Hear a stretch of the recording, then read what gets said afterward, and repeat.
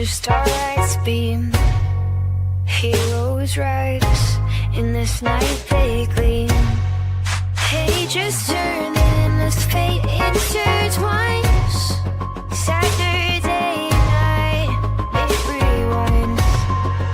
Spinning tales poke the mind in our city's electric light. It's dark, heroes fight, every moment feels so right. Welcome to that weekend thrill, where stories, fashion, dreams at will. In this world we take a flight, Saturday night special guide in the night. Wonders, heroes unite. Comics and anime and bring new light. Journey through panels and vibrant screens. This colorful tapestry. Welcome. It's Saturday night, which means it's time for Saturday Night Special, the sixth best show on Renovision. With comments such as, for the love of God, let your friend stay where he's at, SNS, and that channel is a rest area toilet bowl, and you don't need any more stinking up the best comic YouTube show going. And this is an absolute terrible watch. Such douche chills. How about we check in with Jedi Johnson and see if he thinks the boys are ready to start the show? But I still think we're more prepared than SNS, even with the rush we did on the show. Well, shit, I hope you boys are ready to bring the mayhem, because an all-new episode of Saturday Night Special starts in 3, 2, 1.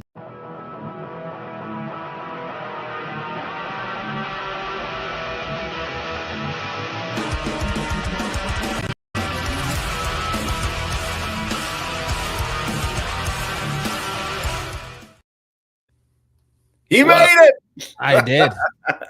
I was wondering if you got drafted. Yeah. In a World War III. Oh, no, in the NFL. Oh, no. Not that draft. Not quite. Although the Cardinals did inquire about my services, and I said, I don't want to play for your shit-ass franchise. Yeah, the Cardinals aren't that great. Cam Scatterboot got drafted today. He did, to the New York Giants. The Giants. Welcome, everyone. It is Saturday night. You're locked into a brand new episode of Saturday Night Special, the fourth best show on Renovision. It's been a while. How's it going, guys? Going good, man. Going good. I got to say, I think my draft prospects are better than Shedeur Sanders. Nah. Away. Poor kid. Away. Kid's living the life. Gonna be the franchise quarterback for the Cleveland Brownies. Good for him. My microphone, dude. Good for Shedeur. Ridiculous. Hope you guys missed us. It's been a while. 2 weeks. 2 weeks off. So 3 weeks since our last show. That's what happens when people abandon us. Who abandoned us? Who abandoned us? Kyle. Oh. No. He abandoned us. I was We love Kyle. We miss Kyle. We do miss Kyle, but we shall endure. Drafted right before Shedeur Sanders. I wouldn't play for the Browns either. But what's been up? What's been up, guys? How was your Easter? How's everything? Yeah, freaking Kyle. Freaking Kyle. Come on, Kyle. Go on. It was great. I had a great Easter. I will be featuring some of the highlights from my Easter. Well, the one highlight from my Easter later on in the show. I don't have any Fidel news, so I used some of my fashion. I'm replacing my fashion sense in that slide. So we'll look at that later. What about you, Sticks? I spent some of my Easter weekend having some quality time with Matt on Saturday, watching WrestleMania. That's right. You guys did WrestleMania. And then I watched it. I watched it while driving home on Sunday. So, did you guys freak out at the results? We touched tips. We touched tips. It wasn't as awkward as I thought it was going to be. Then Sticks was like, "Let me put this sounding fork in it and hit it." And I was like, "Dude, you're going too far. Not in this I'm not into sounding sticks. It's just too far, too fast, too soon.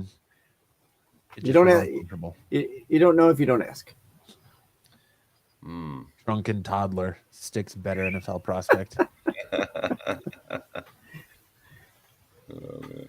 No, last weekend was a good weekend. I had a great time doing the WrestleMania on Saturday. WrestleMania, well, we talked about it on our show there on Thursday.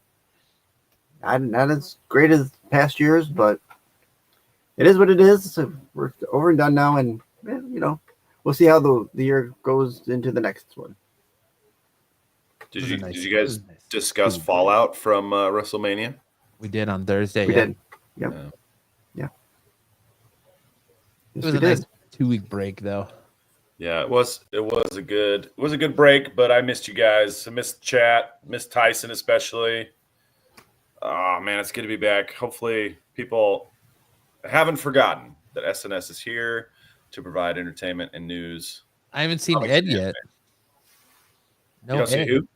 No Ed yet. Yeah, maybe Ed. Maybe he's watching the draft. It's over. It's done. Oh, the draft's over? They just never mind. the Patriots just draft Mr. Irrelevant. Let's say what up to the chat. GT Key Comics here, as always, right off the bat. Sam says, man, is stuck on the toilet. No, I wasn't. Just life. Dan's Comics Corner says, hey, everyone. What's up, Dan?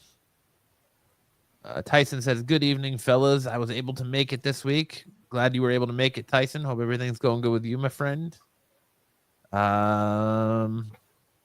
BK, Lord BK, Drunken Toddler. What's up, BK? What's up, TK?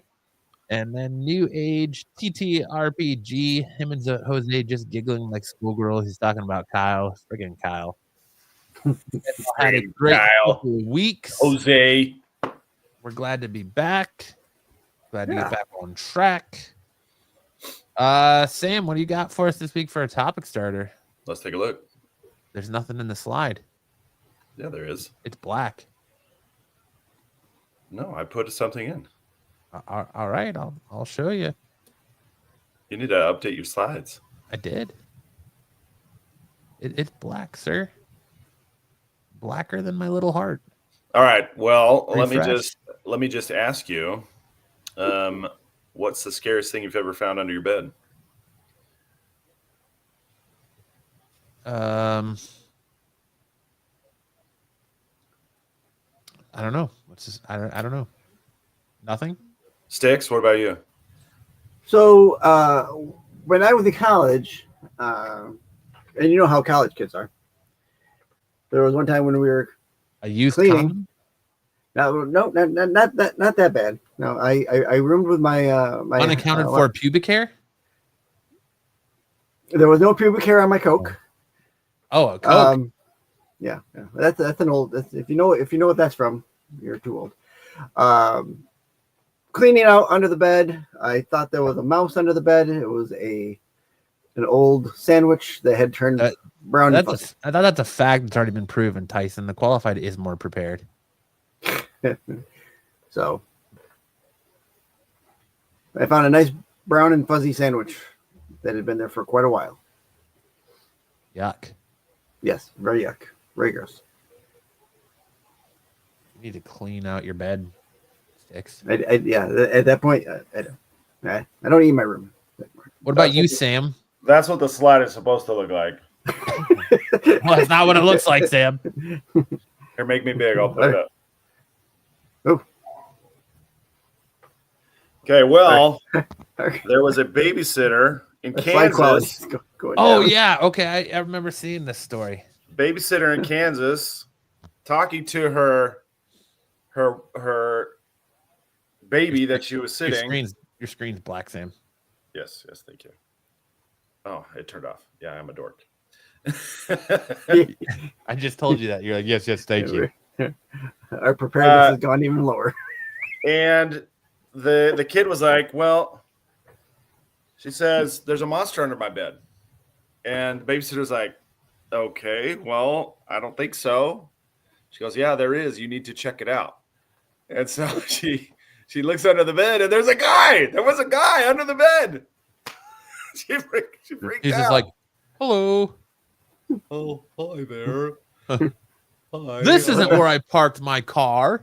I don't suppose you could just let me go. I used to live here, and I'm subject to a restraining order, and I just wanted to sneak in and say hello. So it was a guy. I think it was. It's not clear whether they're going to bring charges against the guy, so they didn't tell us who it was. But it was somebody who used to live in the house, so probably like dad or ex-husband or something got thrown out and was there to like. Or it's like the guy that used to live there who built a goon cave like under the stairs, and he somehow like snuck into the kid's room. Yeah, sneaking around. Try to get into the secret hatch to get into his goon cave. Yeah. We left some incriminating stuff. So like the guy in Real Genius. So I guess the question is there for you if your kid says, "Hey, there's a monster under my bed." How do you prepare yourself for that? I shame them and tell them to go back to bed. Tyson says it was Marco. It might have been Marco. He didn't really go to Japan. He wasn't really at Star Wars Celebration. He was hiding under random Kansas kids' beds. beds. It's probably kids on his soccer team. You missed the goal. Hide under your bed. We could have been champions. Yeah. You missed the winning shot, so I hid under your bed. Sticks. Hey, Jim. Welcome in. Thanks for stopping by. We could have been champions. Is this somebody that you chaperone dances with?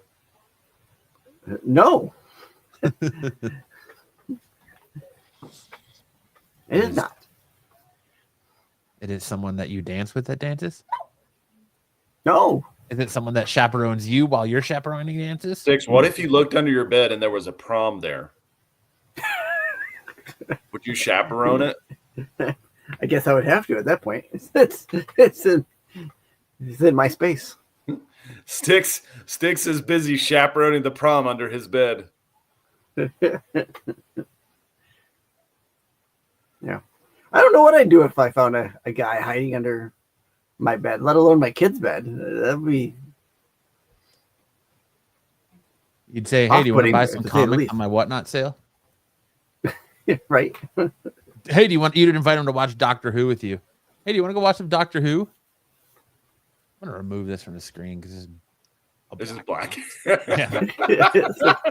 The endless abyss. What happened to the slide deck? I updated the slide deck and it didn't flow through. Does anybody want to peek into Sam's soul? There it is, black. No. Hey, refresh it now. All right, I'll refresh it again. There, now it's working. Hey, there it is. look at us go. You know, we're getting there. We're almost there. I think only our I first still show, think we're everybody. more prepared than SNS, Calm down. even with the rush we did. This is the kind of things that happen when you take 2 weeks off. Yeah, You just gotta dust out the cobwebs. It's not a big deal. Yeah. I have a hard time believing that was the house. Yeah, I don't think so either. That's like a a plant- courthouse. It's gotta in be this a section right here where the entrance to the plantation. goon cave was. So you go up the stairs here, and then the goon cave was off this wing. The secret maze-like labyrinthine tunnels within the house. This right here is for all the guests to just come in. And then you have the servants' quarters. That's my strong hand. Yeah. All right. I don't know. I don't know what I would do if I found someone under my kid's bed. That'd be. I mean, for sure the I hope cops to are gonna never be called. find out. Honestly, although my kid sleeps on a floor bed, so there can't be anything under her bed. Right. But yeah, I think it'd be weird if it was a dude. That would be so weird. Mhm. What the heck are you doing under here? Like she probably screamed. I don't know if I would scream. I probably would scream. Hey, get the frick out of here! Yeah. Something like that. Run to my closet, get my gun. Turn into Don Knotts from Barney Fife. It'd be like that scene in Back to the Future where Pull the Marty goes trigger, into ricochet, hit the yourself house. in the face. This is my house. Bust your nose, drop it, cry as he runs out. just bare assed. Full on Winnie the Pooh runs out. Yes, you paint a vivid picture. He says, "I'll come out when I'm finished." That was even worse. That Instead of doomsday preppers, we have goon cave preppers. You never know. We live in wild times. Wild times indeed. Definitely wild times. Well, there you have it. According to this article, the suspect is a 27-year-old man who once lived at the residence, but who was under a protection from abuse order that required him to stay away from the property. Clearly 27. not interested. Something tells me 27 years old. I wonder if he was like an abusive boyfriend of, what if it was like the abusive boyfriend of the babysitter or abusive boyfriend of somebody that lived there? Yeah. Yeah, and that brings up some interesting questions. So, like the little kid's sister, or like maybe this little kid's mom and her like drunk boyfriend was just hiding under the bed. that's so weird. Oh man. My daughter told me something crazy about one of her friends. He was like, "I'm gonna show this bitch." So he hid under her kid's bed till he thought she was gonna be asleep, and then he was gonna come out and just mushroom stamp her forehead. Just maybe he was gonna antique her. Maybe wait till she went to sleep and then just roll up and antique her. Is that when you roll them in a rug? No, it's when you take a coffee filter full of flour and just smack them in the face with it. Okay, that's pretty creative. Killed the Corgi says foster home, people who foster kids for decades. Yeah. What did your daughter tell you that was creepy? Oh, dude, it was so creepy, and I have no idea what to do with this information other than nothing. She said her friend was groped by her stepdad, and so she moved out to move in with her dad, her biological dad. But don't tell anyone. Don't tell anyone. Like, oh, geez. How do you not? And the joke on you, the stepdad was the dad all along. It's crazy. Like, what do you do with information like that? I can't do anything. It's all hearsay. I don't even know what was said. Yeah. Go to the police. It is hearsay, but it's, questionable information. Well, the other thing is that this girl has said, like, she said strange and sort of dirty things to my son. So it's like, I don't know. Is this like a porn fantasy? Is she using pornography? And she's got How old is the girl? Fantasy? She's 17. How old's your son? 16. Were you like, nice? Yeah, I was kind of like that. I was like, hey, good job, son. And were you like, what did you say back to her? And he's like, well, nothing. And you're like, sit down. We need to have a talk. Yeah. All right. Listen. You and your siblings didn't get here if I didn't take my shot. All right. Yeah, for you sure. need to do better. I'm disappointed in you, Sam. Why is that? Because I thought for sure that our topic starter was going to be Shannon Sharp and his situation. After you gave us the not enough pee-pee from Ocho Cinco, I thought for sure it would be like the Shannon Sharp situation. Shannon Sharp. Oh man, that was like a week ago. No, it's still going on because now she's getting $10 million from him and extorting the shit out of him. Just because he likes little rough sex. But yeah, Shannon Sharp also got fired from ESPN. Did he? Or I he didn't quit. hear that. I don't know if he quit or got fired. But he's not on ESPN anymore. You can't fire me. I quit. Yeah. So I was listening to that on Rumble. I was listening to the Shannon Sharp story on Rumble, and it was on my car on the drive home. So I was listening through my phone's Bluetooth onto the car sound system, and I turned it off and came inside, and then my wife took the car and it auto connected to my phone in the middle of the Shannon Sharp stuff. And it's like, I said something about anal sex, and she and my daughter were in the car. Oh, shit. They're like, what the heck is Dad doing? What is he listening to? Oh my god. I was like, That's it's kind the of news. It's just the news. I turned it off at that point. Tyson says that she wants $10 million in Steam cards. Yeah, I think she does. She's trying to get through the new Oblivion. And the crazy thing about the Shannon Sharp situation is like she's not even hot. She's like an Ohio 5. She's not even that good looking.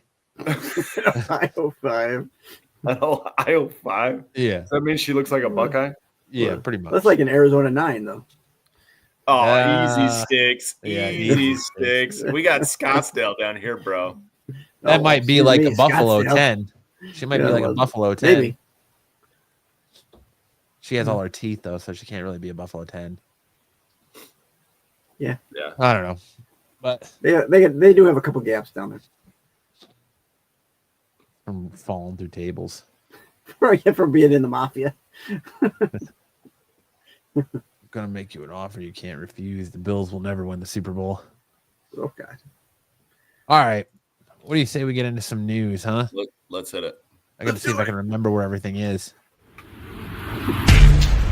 We're going on to find it.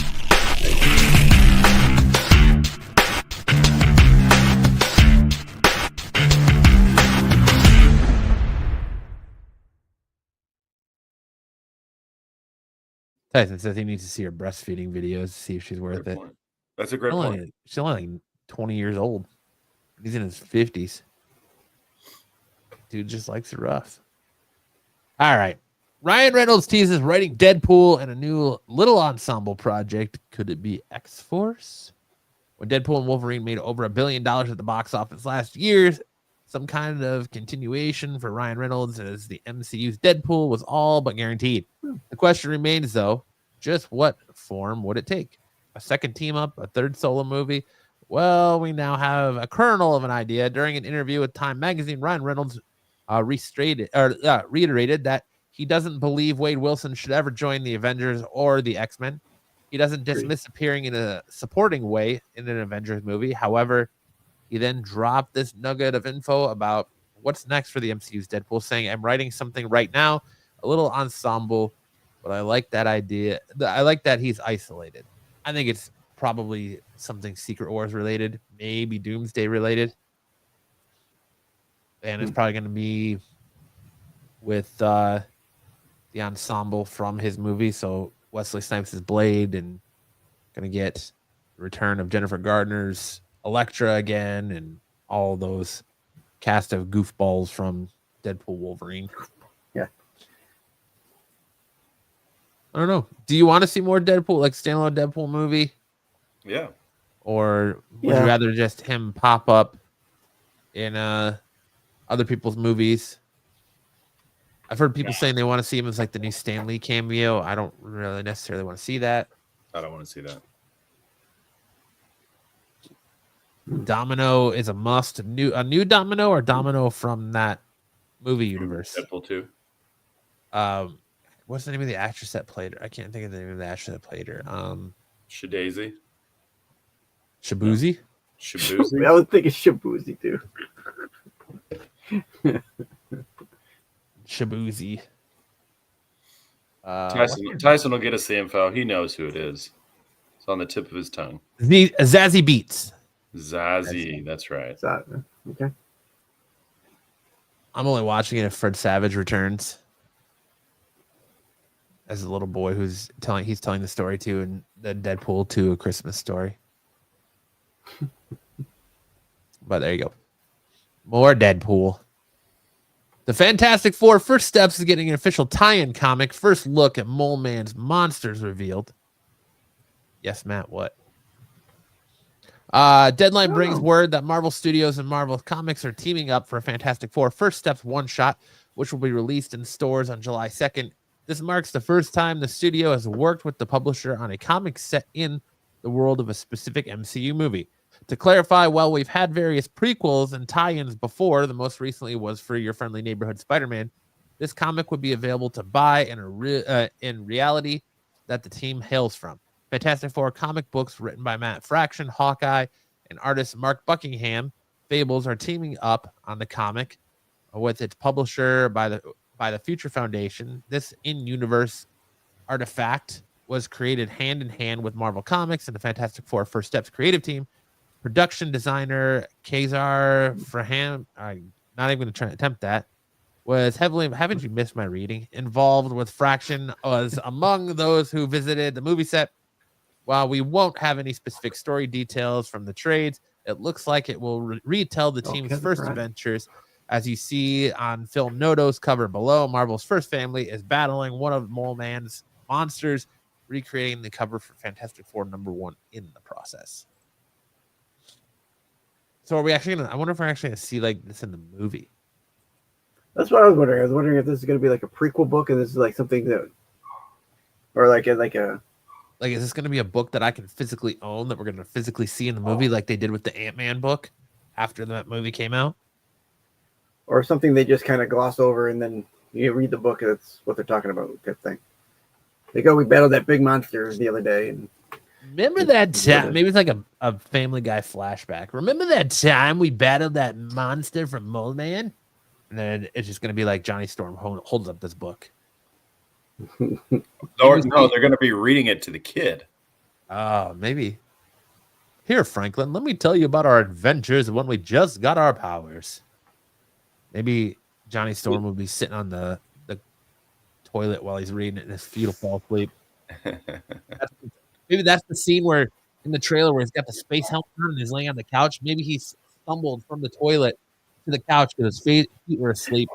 Because he got pins and needles. Concussion. Yeah, pins and needles are TV static. He didn't want to get that concussion, so he had the helmet on to protect his head. Now we're thinking. I like where you're going. The old noodle. We're building a better story than the Fantastic Four already. Wear a helmet, kids. Hey, as the wise man, the great wise man plays with squirrels once said, life's tough, get a helmet. All right? Just said it. Yep. Absolutely. Shut that damn dog up. Shut up, damn dog. It would suck to have to hang around Franklin Richards. Why? You'd just be warping your reality constantly. In sad news, Blade is now set to be on indefinite. Oh my God, I can't talk because my nose is stuffed. Blade now said to be on indefinite hold, as Flying Lotus revealed that he was set to write music for the reboot. Though Blade was removed from the Marvel Studios late last year, we had to hear that the movie was simply delayed and would eventually move forward. Unfortunately, this is no longer seems to be the case, despite recent reports that the MCU reboot was still on track to commence production in the UK at some point later this year. Insider Daniel Reitman claims that to have confirmed that Blade has now been put on indefinite hold. Apparently, the real reason Blade was pushed back again is because Marvel is prioritizing multiversal stories in the build-up for the Avengers Doomsday and Secret Wars, so it might not be the case of the studio struggling to get Blade right and simply bad timing for Ali's Daywalker to make his MCU debut. We've also heard that the positive response to Wesley Snipes' appearance in Deadpool and Wolverine had led to the studio planning to make the reboot a multiversal story that could feature both takes on the Daywalker. This may all be mute now. Anyway, but hopefully Marvel will come back around to the movie after Secret Wars. Mahershala Ali he's itching to play Blade. And then you got Wesley Snipes who's like, no one else gets to play Blade but me. Hey, I mean, gives legs to that line in Deadpool Wolverine. There's never been another Blade. There ain't never going to be another Blade. And he's probably right. Let Wesley cook.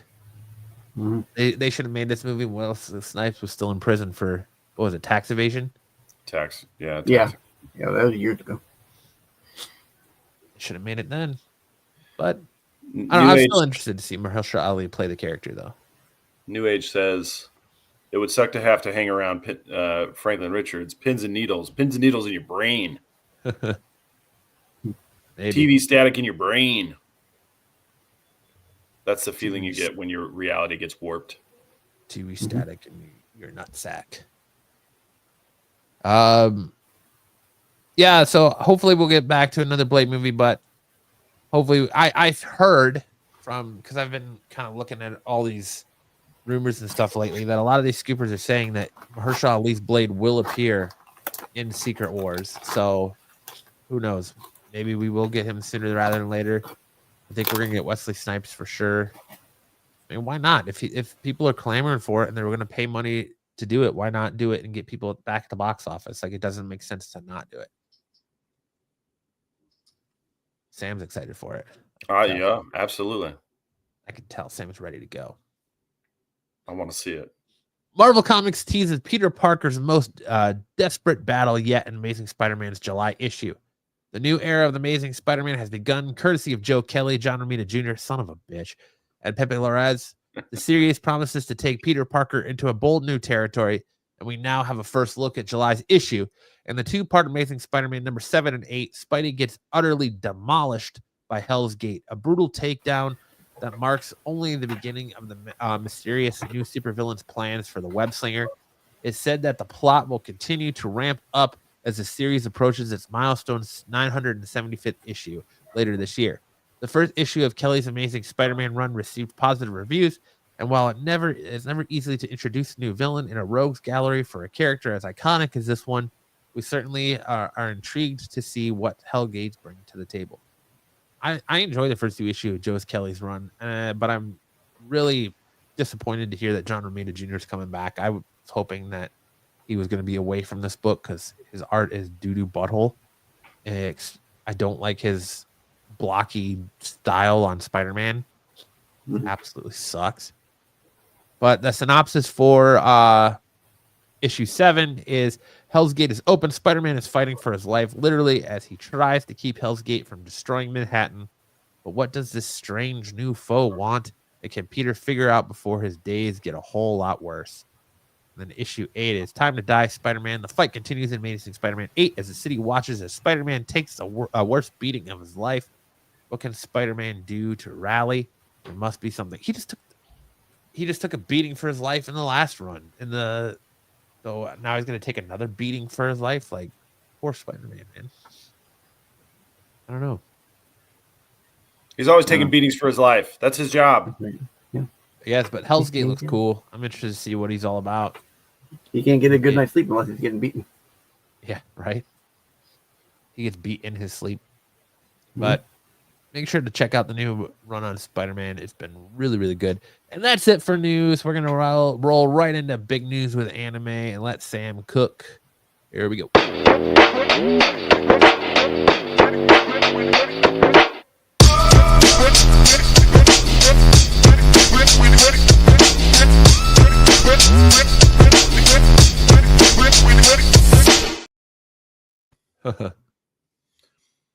Boom. No, he's Yes, not called Doo-doo Doo-doo Butthole. Butthole. Artrell with the inside scoop. Hellgate is Aunt May. Nice, Artrell. You must read the trades. She must have been mutated by a radioactive rosary.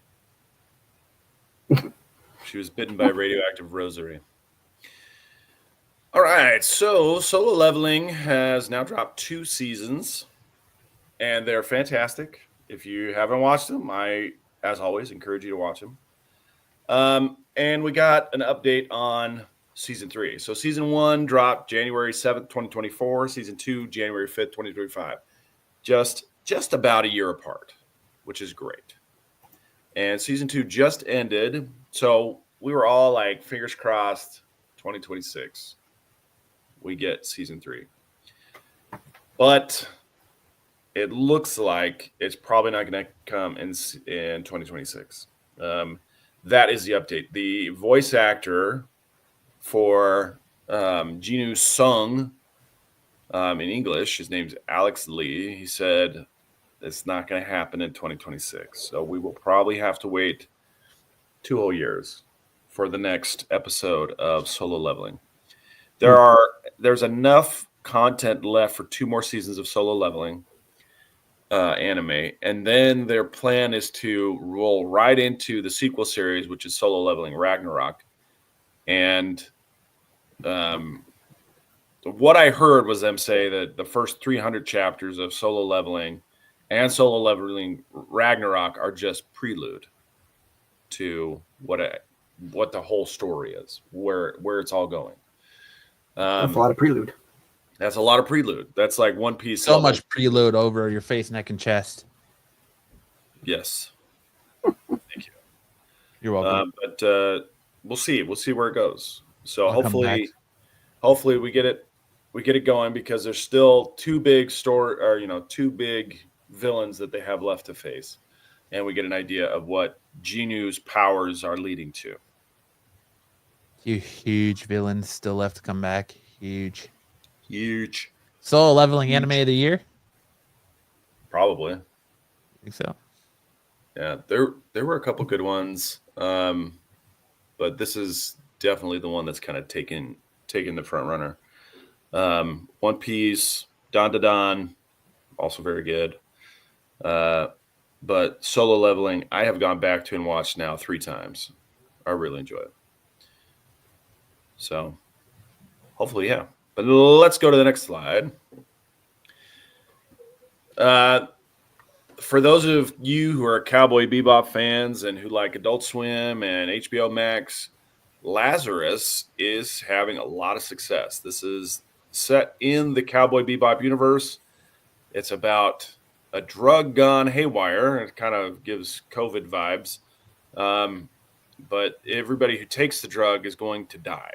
And so Lazarus is about finding a way to either prevent that from happening or figure out a way to stop it. And it's got a 90% on Rotten Tomatoes. It's doing very well. I haven't been able to see it yet because I don't have HBO Max, and I haven't yet pirated off of my friends who have given me their password. But it does look very good, and They better do it because they're going to crack down on password sharing. So yeah. Sure. But that's the idea. All right, next up. Okay, I don't know if you guys remember this, but Taika Waititi, the guy who ruined Thor, is promising that the Akira live action, which has been for so long under development, is still underway. And these are Taika Waititi statements about the live action adaptation. He says, "I don't believe the world needs a remake of the anime. I would really just want to look at an adaptation of the books in a new way." And there's a lot of interesting stuff there, because there's like 3 parts to the manga, the Akira manga, and the movie only covers the first part up until kind of the second apocalypse, right? The psychic apocalypse happens, and Japan explodes again, or Tokyo explodes. But there's more to it than that. So maybe that's what they're doing, and they could do like a June 3-parter with Akira. Would you guys be interested in seeing Akira? At least that iconic motorcycle slide, right? You gotta have a motorcycle slide in there. Yeah, have to have that.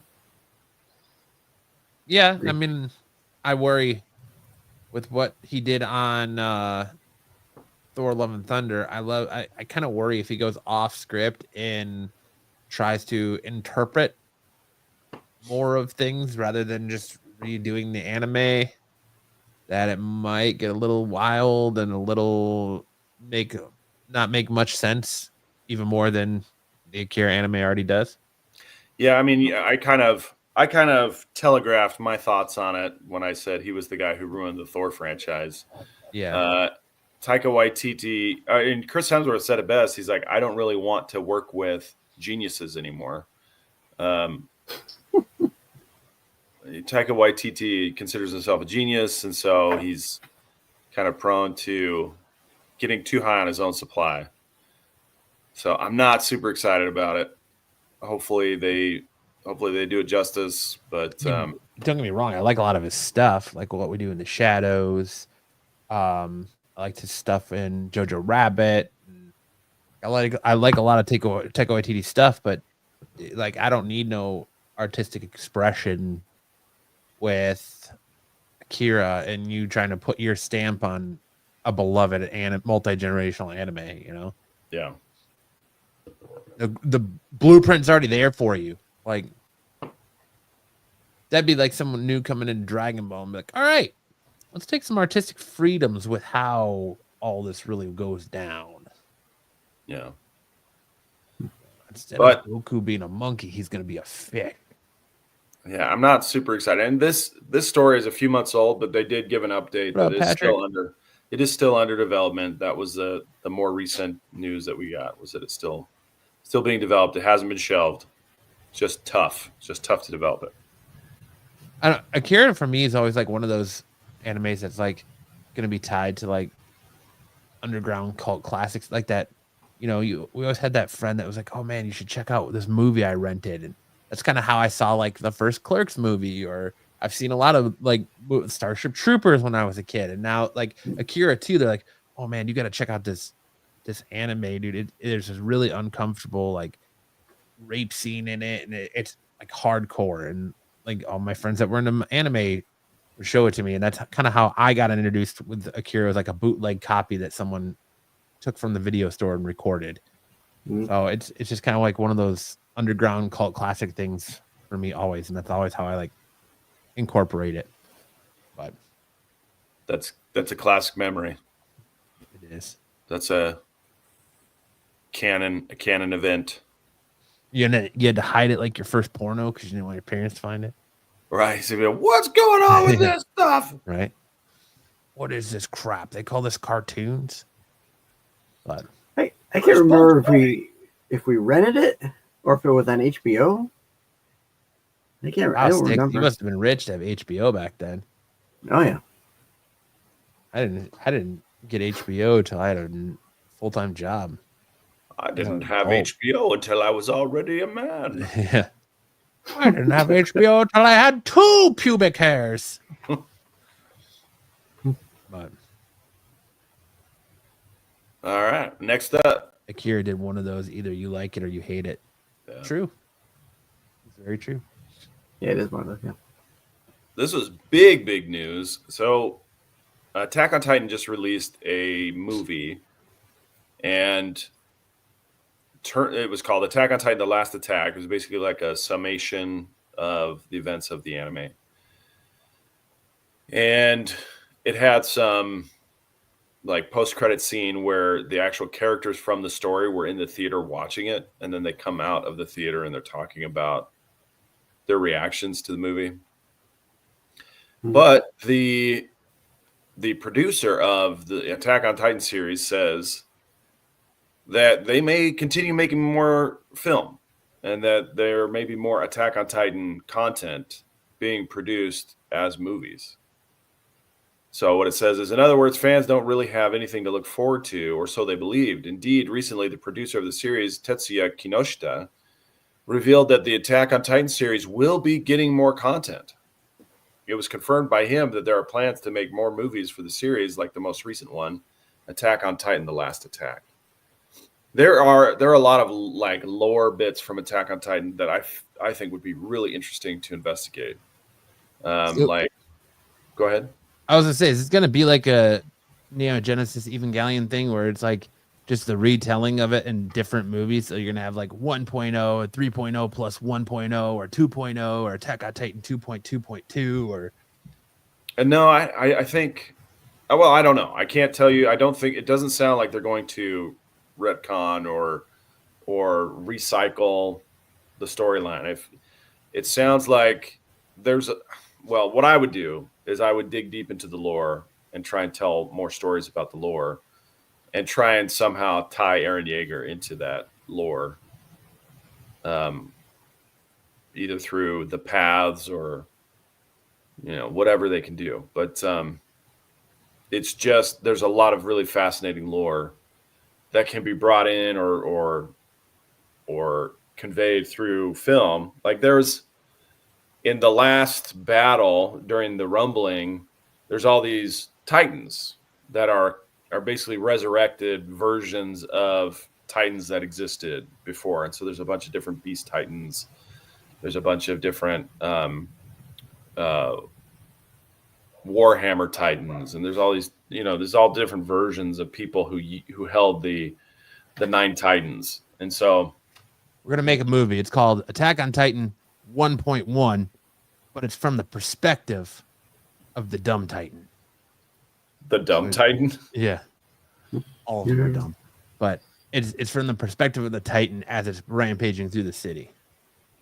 And he gets his neck sliced instantly, and then he's dead. Have you guys seen Attack on Titan? Oh yeah, I've only watched the first. I watched the first 2 seasons of it, but I've seen the first season. I've not yet finished it. Oh man, once I got started on it, I couldn't stop. I think I watched it all in about 2 weeks. It was really, really good. I was surprised at how good it was, and it took like 10 years to produce. It started in 2013 and then it finished till 2023.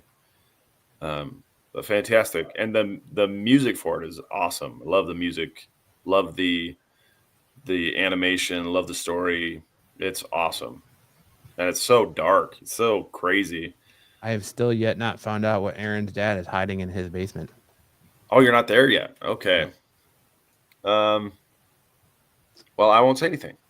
You just enjoy it. I will try. It is on.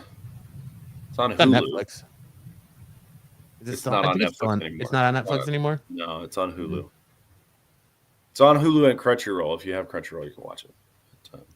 Oh, also, this movie, Attack on Titan: The Last Attack, is also streaming on Crunchyroll, so you can watch it on Crunchyroll. Well, there you go. All right, and then I think that's it for news stories. I did want to review a manga.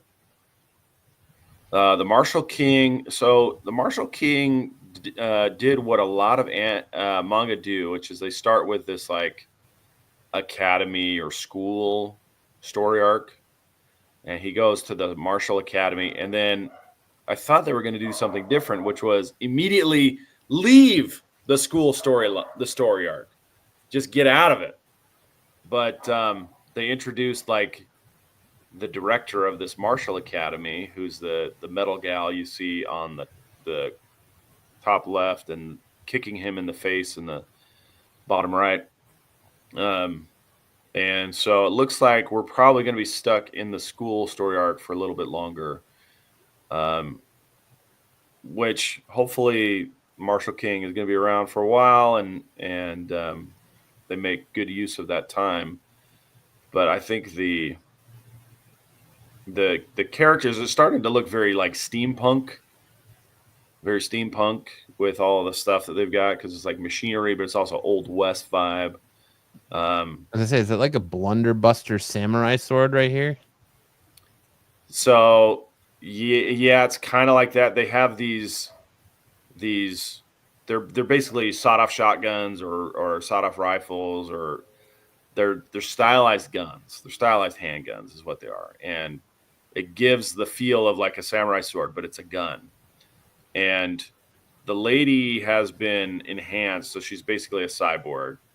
The guy, the main character, has these like robotic arms made out of gold that he can use to fight, and they have like rocket engines in them that allow him to punch really hard.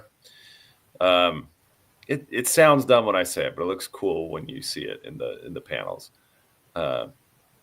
So it's still going. I don't know. I was kind of hoping that they would get out of the school storyline very quickly. I was really excited about the prospects of not doing a school story arc, but I guess you can't do a shonen without some school story arc at the beginning for the protagonist. All right, so that's the end of big news in anime. It is tough. It's awesome. All right, so this is the promised Easter stuff. So I found I was at a church event. This is one of the reasons why I was missing 2 weeks ago. I was performing in a church choir, and while I was at this church choir, there was a guy who came in an all pink suit. I was like, that's very Eastery. That's very festive. I wonder what I could find. And so I looked up Easter egg suits, and I was hoping to just find a suit with Easter eggs all over it. But then there was this suit that looked like a dyed Easter egg. And so I got that suit, posted a picture of it, and then my friend ran it through some AI filters. So this is the Muppet filter in the middle, and then like a, I don't know, animal or anthropomorphic. Lion King. And I was kind of disappointed at how fat I look in the AI versions. I was like, I really look that hefty. My legs are so short. What's going on there? No, it's just perspective, man. You don't look. Yeah, No, you're not. I would Yeah. say you look fit right here. Like you look like you're about to. If you take that off, you got like a 12-pack under that bad boy. I was also really impressed by how it got the details on almost everything. I mean, the coat is a little bit different color on one side, but it did a really good job of keeping the details. And then even on the shirt, it got the blue stripes on the shirt and the plant in the background. I was like, that's really impressive. I was kind of surprised by that, but it looked really, really great. Even though the plant on this one looks like it's like in the wall. Yeah, it does. But for anybody who is interested in shopping around for these crazy suits, they are found on a website called Oppasuits, and they're actually really cheap, and they deliver them very quickly. I got this shipped in 2 days, and it only cost $10 to get the 2-day shipping. And the suit itself was $100. Did you have to give him? You had to. I'm sure you had to give them your measurements, huh? Well, you order a suit size, so this is a 48 regular, which is my size. The pants are too long, so I had them taken up. They're a 35 inseam, and I'm a short guy. I'm only a 30 inseam, so I had to take out 5 inches of the inseam. I'm surprised they let Sam into church, especially looking like Ernie with a LeBron beard from Sesame Street. Oh man, Sam, that middle picture makes you look like a friendless terrorist. the friendliest terrorist. Yeah. Yes. Yeah, you're right. I'm not really keen on the Muppet version of me, but it did get the beard. I do like the lion one though. That one's pretty dope. That's your spirit animal. Probably my dog. My dog is my spirit animal. You haven't heard any updates on Fidel, huh? No, I haven't heard anything since I spoke to him probably about a month ago. He said he's going to be graduating basic in May 28th. Wow. He had to go to fat camp first. He had to do fat camp first. That was the last update. And then May 28th, he's supposed to be graduating. Was he putting the chipmunk bunk? Yeah. Was he percusizing? Tony Perkis?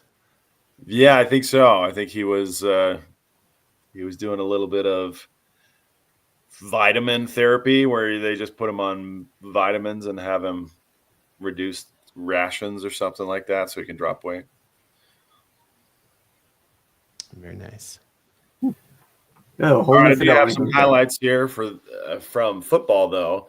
I do want to say, just to share kind of sad news, is that Triple D Dodgeball has been very, very light lately. And so it's just been me and my son and a couple of his friends recently. So it hasn't been very fun to record. And so I don't have any new Dodgeball highlights. But me and my son and one of the other guys from Dodgeball are signing up for Cactus Dodgeball, which is the big league that I've been trying to compete with, and I've just failed miserably the last few months. So we're like, hey, you can't beat them, join them. Let's go ahead and play their league night on Tuesdays. So hopefully I'll have some new highlights from the league night. But these are some flag football highlights. So the highlight is from my thank you. This is from my middle son's team. He caught a nice little pass here and did a little move. Whoop. Oh, spin move. So a little bit of proud papa there. watching my middle son. He's actually more of a volleyball player, but he's really taken to flag football, and he's doing pretty well with it. Are you coaching this team or no? I am, but I'm not the head coach. This is the one that you're like the assistant coach on? Yeah. It's kind of a bummer because they haven't won any games. I think they've only scored 2 touchdowns all season long, which is really frustrating for me because I like to win. I like to win a lot. Who doesn't? And if you go to the other highlight, I'll show you kind of the state of things there. This is the last 2 plays of our game this morning. We're playing someone with the same color jersey, so we had to wear the practice pennies. And just blazing down the field, scoring touchdowns right and left. We're 4-0 right now this season. And I've got a new quarterback. He's doing great. We'll probably have 3 more games to go, hopefully. We have 1 more regular season game against an undefeated team, just like us. So one of those teams is going to walk away with a loss. The other one's going to stay undefeated. So And they just line them up for you, huh? You just got season after season, back to back to back, huh? Yeah, they do 3 seasons of flag football during the school year, starting in October. The first one starts in October, then the next one in January, and then the last one starts in April. So, or I guess March. Very nice. And we've had really nice weather, actually. We had one game where it was like our games start early in the morning. We played at 8:00, but it was nice. We've had like 80 degrees pretty much all season. It's been great. Yeah, Nice. Cosmic. He's the quarterback. He likes to run. He's a very athletic kid, but he's a quarterback. All right. That takes us to mega character matchup. When we last left off, we were trying to find somebody to take out Superboy, and we came up on Ultron. So that's where we're at. This is Superboy's second week, right? Yep. He finally took down Shazam. So now we have Ultron as a challenger. As a reminder, Superboy has an 8 out of 10 strength. He can lift immense weight, but doesn't reach Superman's upper limits. In other words, he can lift a very heavy stone, but he's not God. Okay. And then speed, 7 out of 10. He's fast, but not as high as the Kryptonian peaks or speedsters like the Flash. 8 out of 10 durability. 9 out of 10 tactile telekinesis, a unique edge allowing him to manipulate objects and enhance his combat versatility. And then combat skill is 7 out of 10. So overall, he's 8 out of 10. They use this word a lot, formidable. He's a formidable young hero with distinctive abilities that set him apart. Mm-hmm. Ultron, on the other hand, is one of Marvel's most formidable villains. Known for his intelligence, adaptability, and sheer power. Here's a breakdown of his stats on a scale of 1 to 10. Intelligence, 10 out of 10, super genius. Strength, 10 out of 10. He can overpower Avengers like Thor and Iron Man. They didn't really show it like that in the movie, which was he was poorly represented in the movie. They're like, let's just make tons of them. What if there's just 1 million of them? That it really took a lot of his impact out by doing that. Speed, he's 9 out of 10. Durability, 10 out of 10. Adamantium body. He has energy projection. He can fire powerful energy blasts, so 9 out of 10. He's got 8 out of 10 fighting skills. Regeneration, 10 out of 10. Technopathy, he can control and manipulate technology on a massive scale. He has 9 out of 10 mind manipulation. He can hypnotize and control powerful beings like Iron Man and Vision. And he has 10 out of 10 versatility, constantly upgrading himself, making him unpredictable and nearly unstoppable. So here's the scenario. What's the scenario? Superboy, fueled by Kryptonian DNA and tactile telekinesis, soars above Metropolis. scanning for signs of trouble. Suddenly, the skies darken as a massive swarm of Ultron drones descends. The central Ultron unit, clad in an upgraded vibranium adamantium alloy, steps forward, his glowing red eyes locking onto Superboy. Inefficient organic life, Ultron declares, his voice carrying through the city. You will be optimized. Superboy smirks. Yeah? Try me. Okay, I do have to say, this reminds me of that very scary scene in Superman 2 where that woman gets like gobbled up by the machines and turned into a robot. Mm-hmm. That terrified me as a kid. It did. I was like, do computers do that? Can computers do that? That's scary. I don't want a computer. Did your voice go that high too? Higher, way higher. The battle begins with Superboy blitzing through the first wave of drones, tearing them apart with raw strength and speed. However, Ultron is no ordinary machine. His calculations adjust in real time. He unleashes high-energy blasts, overwhelming Superboy's defenses. The young Kryptonian retaliates with heat vision and super strength, punching Ultron with enough force to crack the ground beneath him. Ultron counters with technopathy, hijacking nearby Metropolis machinery and turning the battlefield into a mechanized nightmare. Superboy struggles as robotic constructs entangle him, but he rips free. It's happening. It's happened. Superman 2 is happening again. But he rips free, channeling his tactile telekinesis to crush Ultron's drones into scrap. Just when Superboy gains the upper hand, Ultron downloads Kryptonian genetic data, crafting synthetic countermeasures to Superboy's abilities. His adaptive technology allows him to withstand Kryptonian strength, and he strikes back, delivering a devastating energy burst that sends Superboy crashing through a skyscraper. Ultron is a winner 7 out of 10 times. There you go. Ultron picks up the W. So we go to find out who takes on Ultron next week. And our next combatant is Nightwing. I think we know who wins this one. Good Nightwing. old Dick. Dick's going to be ready. Dick's going to be ready for him. All right. And when that brings us to best and worst coverage of the week, watch your ears if I can find it.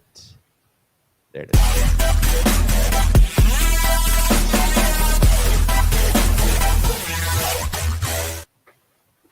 Got a light on covers this week, but I think we got some bangers and some not so bangers here for you. Starting off on our worst covers, we have this Darkwing Duck number 3, this odd Bagley cover.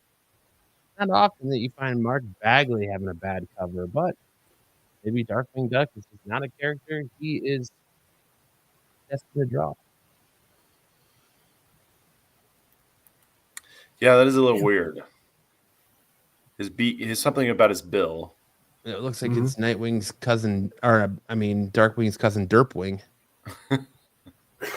Dorkwing, more like Dorkwing Duck. Brothers! Derpwing Dork. Yeah. Not great. And it's sad because usually Mark Bagley's really good. But yeah, it is. It's something with the eyes. Like he's trying to give you like the stink eye and his bill. Like I think really what it is that like this part of his bill is, I feel like it's too rounded out. I feel like it should be flatter. It's a little pelican-esque. Yeah, and then like I don't know about the stink eye. More like Derpwing Dork. You sound like the dude from King of the Hill. I can't think of the character today from King of the Hill, but I'm waiting for a versus with Short Pump Marco. Okay. Next up, we have the Herculoids number 3. 1 in 10 Rusuyu pastel original art cover. I don't know what Herculoids they were watching. I don't know what Herculoids they're watching, but it is not it's not the one I remember. Interesting. It's not a good cover. Very weak representation. This Herculoids book has like 1 million covers though, so it does. Tyson says, I thought it was Frank Miller. Might as well be. It's Frank Miller's understudy. This is pen name. Then we have the Detective Comics 2025 annual number 1. This John McCrea variant. Why is Batman's face lopsided? And why does he have a dirty Sanchez? And it looks like he's smoking a cigar instead of holding a flashlight. And why does Batman's cape come up and tatter at the end like that? I don't know. And like that's got to be like the world's biggest, like either shaving blade or knife I've ever seen. Just the he wrote in blood here. This is just, I don't know. The proportions of this are way off. Like look how big this faucet is. Proportions in this book are just way off.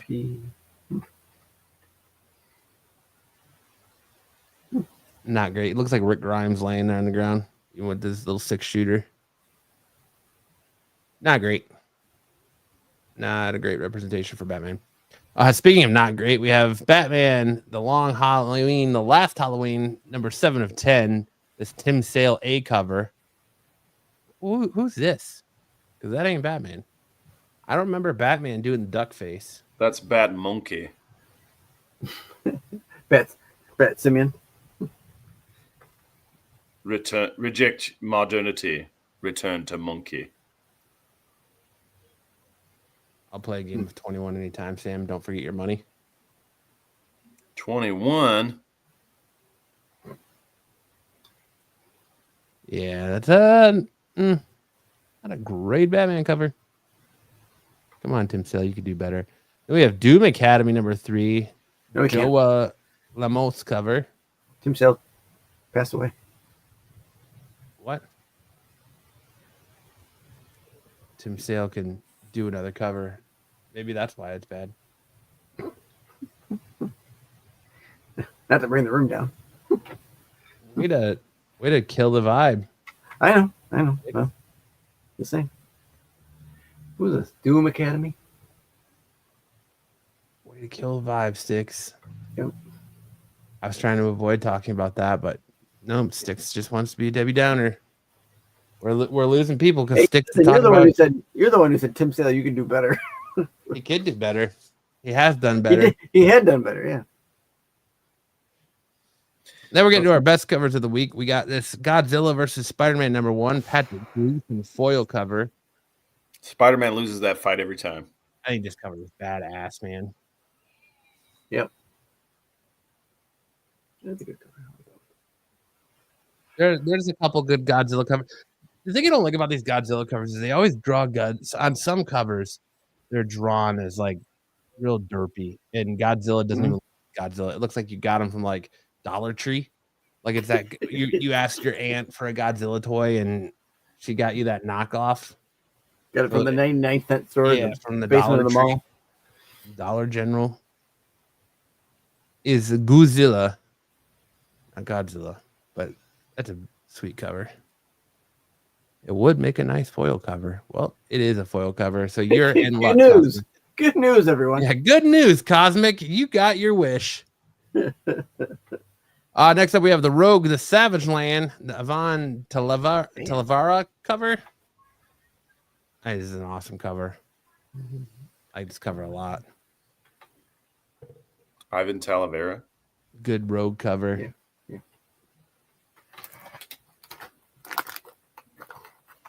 Rogue looks so nice.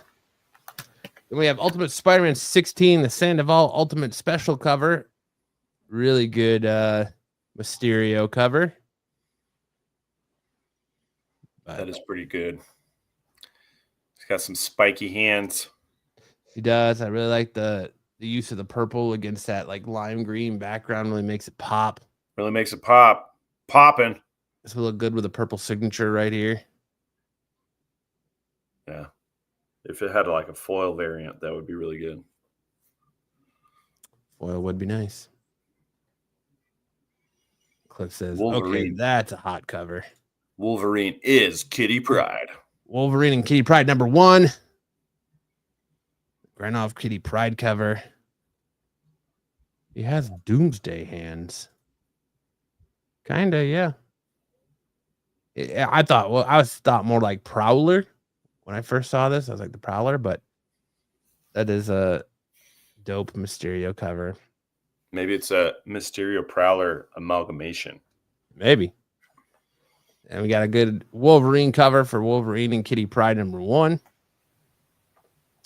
Then we have probably the best Turtles for the Last Ronin 2 Reloaded. Issue 5 is a 1 in 50. All the other covers on this book suck, and I'm super disappointed as a Turtles fan. Super disappointed that 1 in 50 has the best cover. But it's all about this story, right? That's right. Then we have Terminator #7, the 1 in 10 Stags Virgin cover. That's cool. We had 2 really cool covers on Terminator this week, as we have a 1 in 15 Cousins cover, Virgin cover. No, that's different. They have human teeth. That's weird.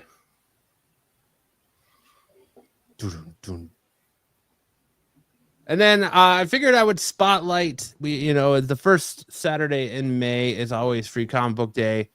So since there weren't a lot of best and worst covers this week, I figured I would spotlight a lot of the Free Comic Book Day books that are coming out next week, so you know potentially what you're going into that shop looking for while you're sitting there with all those lines. So first up, we have the Amazing Spider-Man Free Comic Book Day book from Joe Kelly and John Romita Jr. as they remind us who Peter Parker and Spider-Man are. Plus, we get an exclusive prologue to this summer's blockbuster Ultimate event from Den's Camp and Cody Ziegler and Jonas Scharf. So you got that one. And of course, you got All In, DC All In 2025 Spectacular Edition #1. Get a bunch of DC All In Saga explodes in a brand new Free Comic Book Day flip book. First up, the core line DC Universe soars into Superman action with the dazzling debut of Superstar, written by Dan Slott, alongside acclaimed artist Raphael Albuquerque. In this special 0-issue installment of the forthcoming Superman Unlimited series, you will witness the prelude to the biggest Superman comic book adventure of the year, as well as an ominous new threat from the heavens that will change the course of Kryptonian life on the planet Earth as we know it. Dun, dun, dun. He's kind of making a face. Then, as the absolute universe expands, Yeah, dark extra forces cheap begin to gather in the shadows, forcing forces that have been waiting for a very long time to shape events and seize control, all while a mysterious figure watches. But who is this powerful new character? And what do they want with Superman, Batman, Wonder Woman, and the rest of the emerging heroes? He's got derp face. It probably is Darkseid. He's got a weird face. Then we have Fantastic Four, Giant Size Fantastic Four with Giant Size X-Men. In advance of Marvel's first family's arrival on the big screen this summer, Ryan North and Humberto Ramos craft an unusual story in which the Fantastic Four respond to the most unusual interdimensional summons. And on the eve of the birth of the all-new, all-different X-Men, there is one extra mutant in attendance. Who is it? Only Colin Kelly and Jackson Lansing can tell you. Plus another superhero from Chip Zdarsky. We're simply too good to you. Marvel's just saying they got good stuff coming for you. Okay. So you can find that on your shop's Free Comic Book Day. And of course, we get Energon Universe Special. Mhm. The biggest name in the comics brings you the biggest Free Comic Book Day release of the year with 3 all-new stories from the Energon Universe, G.I. Joe, featuring G.I. Joe Transformers and Void Rivals. A perfect jumping on point for new readers with huge revelations for longtime fans. Huge, Tom, huge. Huge. They're huge. Then for your Star Wars fanboys like Sticks, Marvel has a Star Wars Free Comic Book Day book. Celebrating the new era of Star Wars comics, Luke Skywalker finds himself in a hive of scum and villainy. Wretched hive of scum and villainy, facing off against pirates, Jedi Knights. Qui-Gon Jinn and Tensu Run are on the hunt for the villainous Corliss Wrath, who is a mysterious Bene. And what is his connection to Darth Vader and Kylo Ren? Jesus Christ, it sounds like it's spending like multi-generations, huh? You got Qui-Gon Jinn in there. and Luke Skywalker and Kylo Ren. Book sounds like it's all over the place. Must be like an anthology book. And then you got Godzilla, the New Heroes. In July 2025, a bold new Godzilla story is coming, but you can get your first look here. Godzilla, the New Heroes, Free Comic Book Day 2025 features an original 10-page prelude to the new IDW Godzilla continuity, as well as previous pages from other books set in the new Godzilla shared universe. Each of these books is a fresh exploration on what it means to be a Godzilla comic, from a group of mercenaries that fly through space and Mecha Godzilla to a strange wasteland inhabited by half kaiju, half human freak, to the bold superhero take on G-Force. A new era of Godzilla comics starts. Yeah. I'm interested in that G-Force. See what they do, how they kind of make it kind of like them. So, Are This they looks like Power Rangers of the Godzilla universe? yeah, I mean, G-Force or Battle of the Planets, Gatchaman are like a ninja team, space ninja team. So. Okay.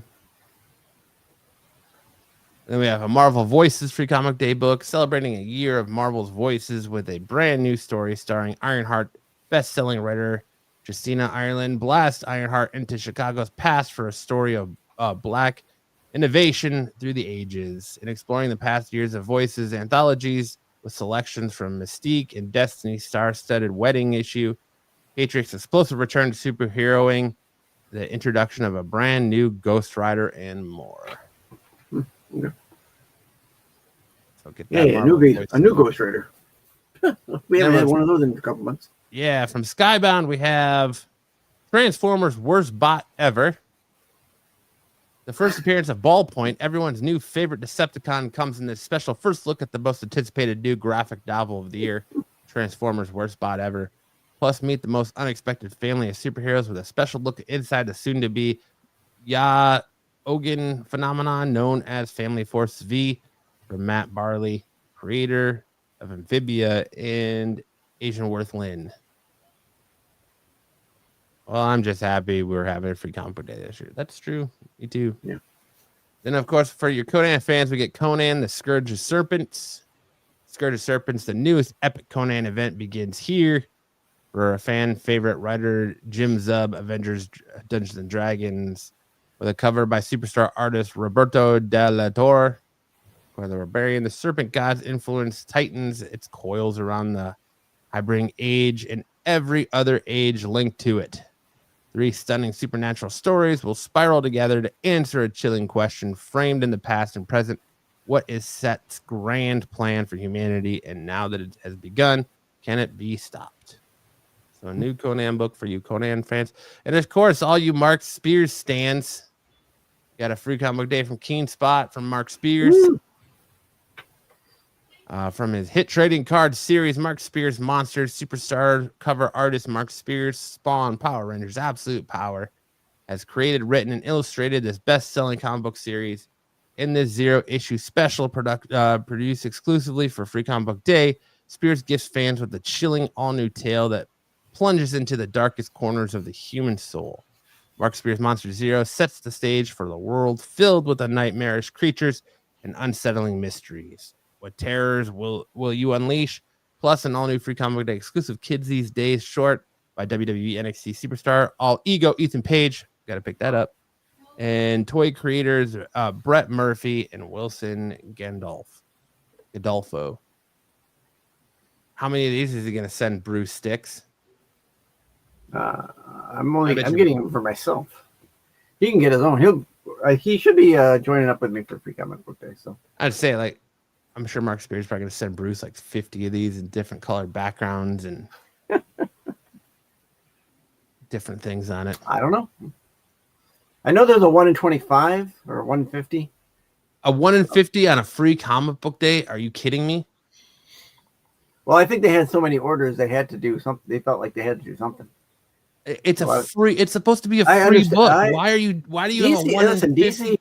DC did the foil Batman and King Sharks last year or the year before. Fuck all the way off if you're doing a 1 in 50 on a book, on a Free Comic Book Day book. That's insanity, man. Should be free. I'm not pay $50 for a book everyone else gets for free. Just because it's Now more the retailers will put that up. They'll help them recoup a little bit of the money. It's not free for them. Remember, so which kid gets the ratio? Yeah. Get out of here. Then we have VR Troopers Power Rangers. This is the moment you've been waiting for. After 30 years, the VR Troopers are back, blasting into the comic shops around the country on Free Comic Book Day. After making their long-awaited return in the pages of Power Rangers Prime, this issue will give fans a sneak peek at a new era of virtual reality-powered action alongside the special flipbook calling back to the original 1995 comics. So are those the VR Troopers or is that Power Rangers? Mark would need to add a stain guard to all his covers when sent to Bruce. Those look like Power Rangers to me. Yeah, it's both. It's like a crossover between the two. I'm assuming. What? Yeah. Okay. I just wasn't sure who was who on the cover. Well, I mean, yeah, it's all Power Rangers. Okay. That's what I thought. Which kids get the ratios? The ones with the money killed Corgi. Yeah. Yep. Dude, could you imagine your kid going, "Can I get this this $50 book? The book's free, but I want this one." Get out of here. Get out of here. Then we have Boom 20. Celebrating 20 years of Boom Studios with this milestone anniversary collection of some of our most iconic series. Get ready for more adventures, more terror, and more mystery, and more fun with created tales from the world of Berserkers, Something's Killing the Children, Mouse Guard, Irredeemable, and an exclusive all-new Hell Darkness story. Go Boom. And then we get I Hate Fairyland for all you Scotty Young fans. Celebrate 10 years of I Hate Fairyland with a stroll down memory lane. Literally, as the lovable, psychotic Gert revisits the various lands and kingdoms that she's terrorized throughout the 40-plus issues of her adventures, join superstar cartoonist Scotty Young for a look back at the landmark series and tantalizing glimpse of the next 10 years. 10 more of I Hate Fairyland. So why do you think what's going to happen in Free Comic Book Day next year? Because of Diamond? Apparently the Diamond situation is finished. Like, the company that was the winning bid backed out. So now they're going with other companies. So Diamond's saying that it's going to be business as usual moving forward now. So for all intents and purposes, Diamond, it's going to probably be the same next year. It's hopefully, fingers crossed. Right. So then we got Mega Man. For all you Mega Man fans, Mega Man Free Comic Book Day book.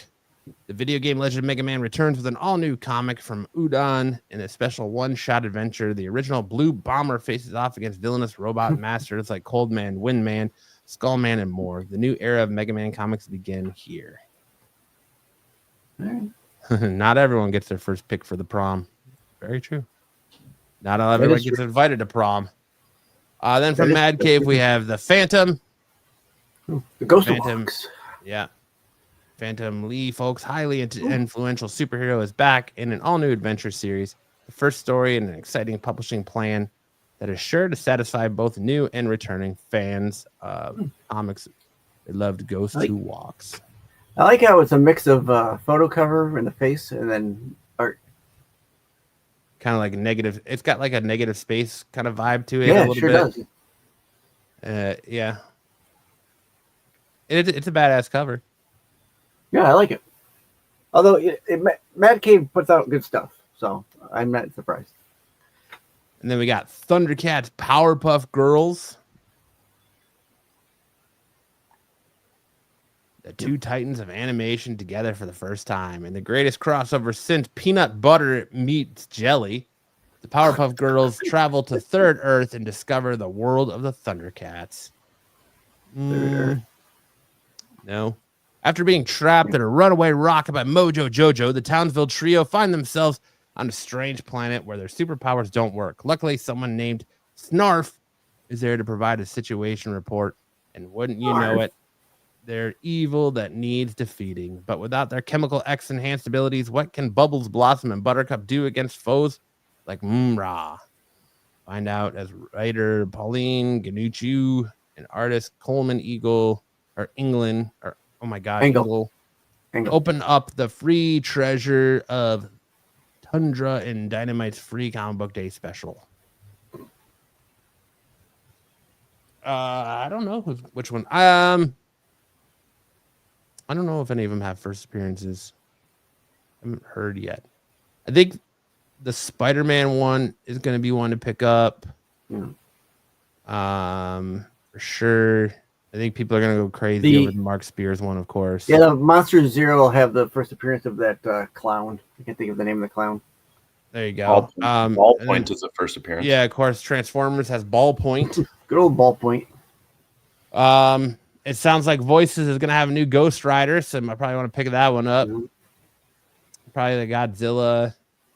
Yeah. The G.I. Joe Void Rivals one sounds like it's going to be worth picking up. And I think the Fantastic Four one has the first official first appearance of two characters in it as well. They were mid cameos in a book. And then, of course, the Batman. The first appearance of Pooping Superman. Yeah, just pick up one of everything. Go to multiple shops and pick up one of everything. That's what I plan on doing. We have like 4 shops around here. So. Can't go wrong. The first appearance of Pooping Superman. Sticks is going to push down little kids. And then we have Black Mirror from Twisted Comics. The future is bright and it's terrifying. An introduction to the Black Mirror comic series by Twisted Comics. This free comic book day grab offers a fresh take on a classic story, exploring the dark side of technology and society within the chilling twists of the Black Mirror known for. So that's cool. Yeah, I don't believe this has anything to do with the Black Mirror TV series. So I think it does because there's a new, in the new season, they get like these like headsets. Oh, do they? Like they're showing their, All right. And then we have a Diablo for all you Diablo fans. Diablo Free Comic Book Day. From Blizzard's award-winning best-selling video game series, Diablo returns to print comics for the first time in over a decade. So if you want to get a Diablo book, there you go. Then Find Your New Fear, which is just a compilation of horror stories from like 30 Days and Nights, Beneath the Trees Where Nobody Sees. I think this is probably the one to pick up for that because it's the start of that the sequel to Beneath the Trees Where Nobody Sees. Oh, right, yeah, Rite of Spring. Rite of Spring. So I'm probably gonna pick that up for that. So just a bunch of different horror books here. And then we have a Gargoyles free comic book day book. And then for all you Critical Role fans, the Mighty Nine Origins from Critical Role. 9. Pick up. Then you got Speed Racer. That's Speed Racer from Mad Cave. Go Speed Racer. And then you have Def Leppard Hysteria. Sticks said he couldn't wait for this one. I am looking forward to this one, actually. So there you go. Those are all the hottest books for Free Comic Book Day. Then, of course, we get to our homage cover of the week, which is Lost Fantasy #1. It's Alex Dodado variant, which is off of Final Fantasy VII. Pretty sweet. But then that brings us into our first appearances of the week. And we have Martian Manhunter #2, the first appearance of the White Martian. If you're not reading this Martian Manhunter series, it's on, spoiler alert, it made my comic books of the week. I wasn't on board after issue 1. I was kind of like, issue 1, I felt was like a little confusing. And I was like, I don't know if I really like this. But absolute Martian Manhunter after issue 2 and everything kind of comes together. I'm like, all right, I'm all in for this book now. So definitely enjoying Martian Manhunter now. Then we get Avengers #25. We get the first appearance of the new Masters of Evil. So if you're excited and specking on new Masters of Evil, pick up Avengers 25. We got Mr. Hyde, Fool Killer, Dominatrix. I don't know who the other guy is. Someone told me this was Steve Englehart's girlfriend. I don't know. The she gimp. Yeah. But Lady Gimp. then we have Harley Quinn number 50, which is the first appearance of Gun Buddies. Right here. They're in a backup story. Probably nothing worth really running out to pick up. Then Medieval Spawn, you got your first appearance of the Hell Knights. This Francisco Medina cover is sick. That was Medieval awesome. Spawn. The skull shoulder blades. Yeah. The Gimp is eternal. Absolutely. Then Predator versus Spider-Man. We got the first appearance of Skinner, a new Predator. This book is also in my best of the week. Real gory. One of probably the most gory Marvel books I've seen in a while. But he totally rips a dude's face off and wears it like Leatherhead. It's wild. And then we have Superman 25, the first full appearance of Lex LX, a clone of Lex Luthor, with his villainous persona and super strength. Looks like Black Adam to me. Just Black Adam with a Superman symbol. Yep. And then, speaking of my best comic picks of the week, we have Batman Hush 159. A lot of people didn't like this book. I don't think I know that they were talking about it on TAC, and I don't know if Bruce liked it. I thought Pete was kind of on the fence about it, but I really like this book just because it dives further into the relationship of Joker and Batman and with their like yin and yang relationship. Because in the first issue of this Hush 2, Hush basically leaves Joker for dead. Batman finds him in this issue. Batman's trying to save his life, and Red Hood finds out, and it pisses Red Hood off. And it goes back into the Batman blaming himself for Joker basically beating Jason Todd to death. But it's just interesting to see like the lengths Batman will go to kind of keep Joker alive, because one can't really exist without the other. So it just deepens that yin and yang relationship with Batman and the Joker, which I really liked. But from what I'm seeing online and on review sites, a lot of people didn't. But I'm enjoying the Hush 2 stuff. I don't really care what everyone else says. Then, of course, Martian Manhunter 2. We already talked about that. I'm really digging it since issue 2 kind of put everything together for me, and the use of color and everything that goes into that book. Really enjoying that. Spider-Man versus Predator. Like I said, this was a very brutal issue. There's not a lot of confrontation so far in issue 1 between the Predator, but the spoiler at the end and the reveal of Kraven the Hunter, that Kraven is actually hunting the Predator, was super shocking and really badass. And just seeing dudes get mutilated and faces get ripped off and Skinner ripping people's flesh off is in a Spider-Man book was super cool. And the art and the interiors is really good. It's a fun Predator versus story. A lot of the I wasn't really a big fan of Predator versus Black Panther, but Predator versus Wolverine was good, and the first issue of Predator versus Spider-Man was good. And I actually passed on this one, and then Dom was telling me I needed to read it, so I went and picked it up, and I really did enjoy it. So it's on my top of the week there. And then we have Eddie down with a pick. Yeah, right. And then we had Eddie Brock Carnage. I'm really liking this book. If you're a fan of Eddie Brock and Venom, it's cool to see kind of the differences between how Eddie Brock and Carnage react to a situation where they have to kill somebody, and how Eddie's kind of conflicted about it, and Carnage isn't. Carnage just like kill him, and Eddie's like, nah, I don't want to do it. And just the lengths that Carnage is going to try to manipulate Eddie, even though they're bonded together now because they kind of need each other after the events of the last, I can't remember the name. It wasn't King in Black. Maybe it was Venom War. I can't remember what it was, but the last like major Marvel Venom event, how Carnage was left for dead, and so was Eddie. So they kind of had to bond together. And we find out that potentially Muse, yes, that Muse is still alive and operating in Chicago. And the whole thing is that Eddie is trying to find Carnage a new host. And Carnage has a list of Marvel's most dangerous villains that it wants to try to bond to. So it's been a good read. But that's it for my picks of the week. Let me know if you're reading any of those, if you like any of those. if there's any other books that I should be checking out. But right now, those are my picks of the week. So I'm going to hand it over to Sam for which is better. Which song did Sam rap better? And this week's offerings are Samuel. Young MC, Bust a Move, and Run DMC, Walk This Way. I Hurt Your Fifi says, nice. Got some people who actually read the books here. Absolutely. All right. Starting us off with Young MC's Bust Your Move. Let's pull that up. Here we go. All right, I gotta zoom in before I get started. All right. This here's a jam for all the fellas trying to do what the ladies tell us. Get shot down because you're overzealous. Play hard to get females, get jealous. Okay, smarty, go to a party. Girls are scantily clad and showing body.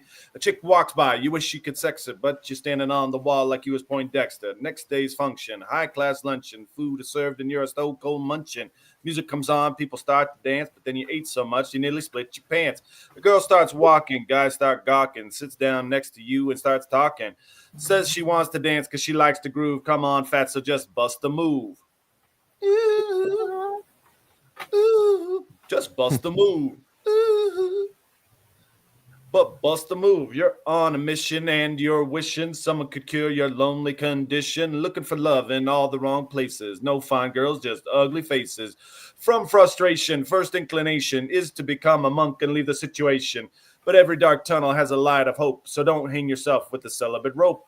New movie showing, so you're going. Couldn't care less about the 5 you're blowing. Theater gets dark just to start the show. Then you spot a fine woman sitting in your row.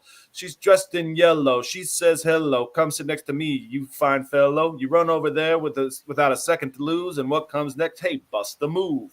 What I've learned from this segment is just how bad lyrically these songs really are. And you don't notice that when you're listening to them. Until a white middle-aged man. It has nothing even to do with that. It's just like lyrically reading them. It's like, man, these lyrics don't make sense. And you're, just. Well, they're just trying to rhyme and keep kind of a flow going. Tell a little bit of a story. Let's see how Sam's gonna kill this classic.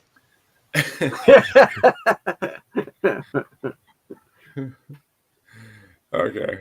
This one. I like how the minute Sam started rapping, literally lost 10 views. 10 viewers just dipped. I'm out of here. Now, there's a backseat lover that's always undercover, and I talked to my daddy, said you ain't seen nothing till you're down on a muffin, and there's sure to be a change in ways. Now, there's a cheerleader and a real big bleeder as far as I can reminisce, but the best thing of loving was her sister and her cousin, and it started with a little kiss like this.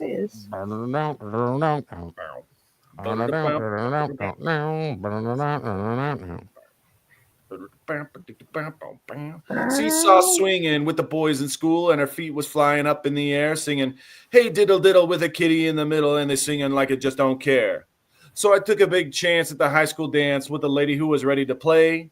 It wasn't me she was fooling because she knew what she was doing, and when she told me how to walk this way, she told me to walk this way.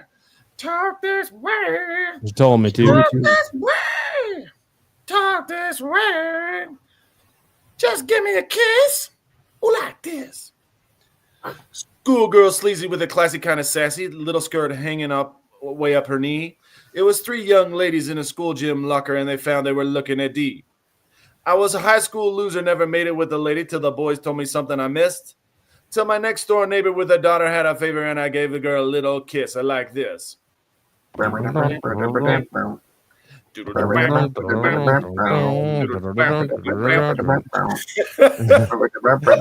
to Sam destroy my childhood is bringing back all these memories I tried to repress. I thought it did pretty good. I thought it was pretty good. All right, I'm done. I don't want to destroy Sarah's childhood. Good job, Sam. It's too late. All right, and that brings us to our Who Said That Quote of the Week, and our Who Said That Quote of the Week belongs to, he was in the chat earlier, Cliff on Comics. The Jesus in me wants to slap your face so hard right now. I'm sure that was in referring to something Marco said. Congratulations, Cliff, on making our comment of the week.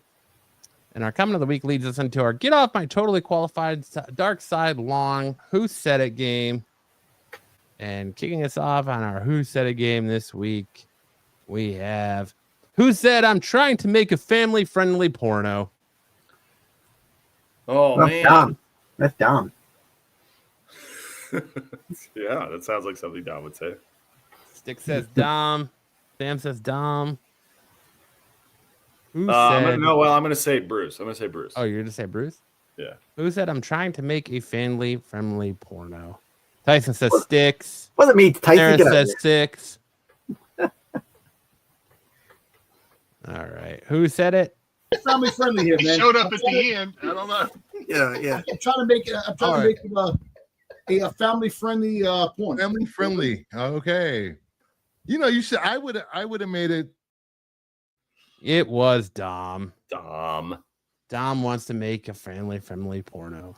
1 for 1. Who said, so it was 2 chicks licking a cup, but doesn't mean you need to see it? So it's 2 chicks licking a cup, but it doesn't mean you just. This is going to Cardi be West says Pete. James good. Pete. Sam says Pete. Mr. Renna himself. Who said, so it's 2 chicks licking a cup, but it doesn't mean you need to see it? He said, so is 2 chicks licking a cup, but it doesn't mean you need to see it.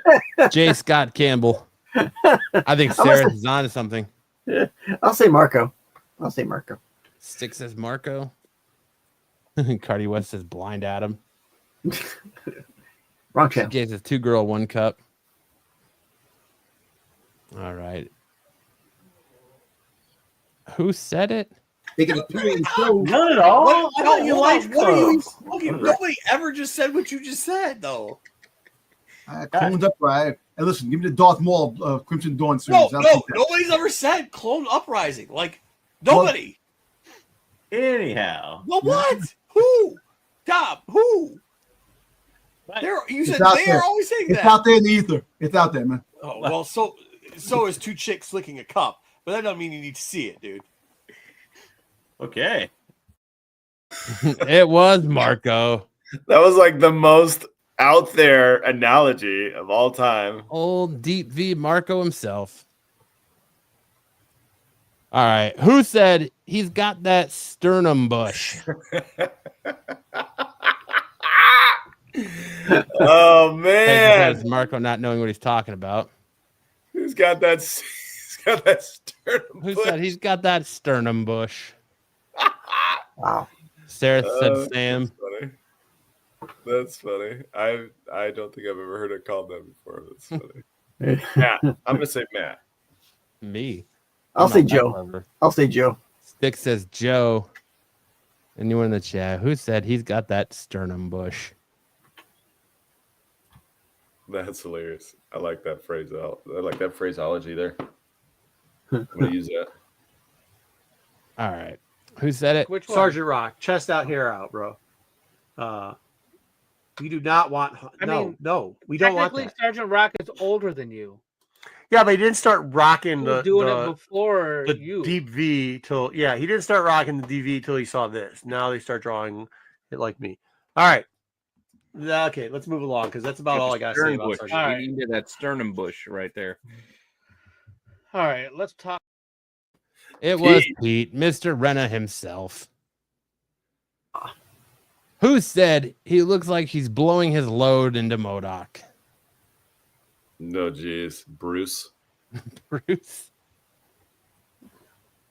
Who said he looks like he's blowing his load into MODOK? I'll say Joe again. I'll say Joe again. Dick says Joe. Sam says Bruce. Sarah says Wayseeker. Wayseeker. Is that a side quote? Yes, absolutely. It absolutely is. All right. Who said it? I thought about it. But we have the all new Venom number 4, the Carlos E. Gomez cover.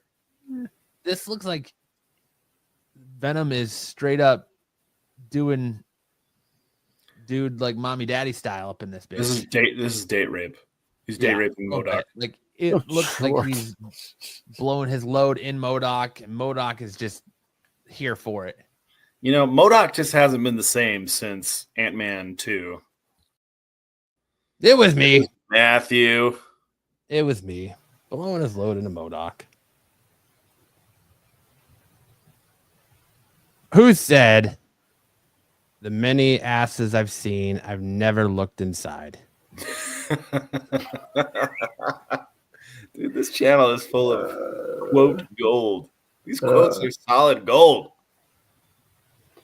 I'll say Bruce. I mean, You say Bruce? I mean, I'll say Bruce. Bruce has probably seen a lot of asses. Let's be real. Yeah, Who I'm said, gonna go with the Bruce. many asses I've seen, I've never looked inside? You're both I'm gonna go saying with Bruce. Bruce. I think this is a solid pick. Sarah said Bruce. Someone who's not a risk taker.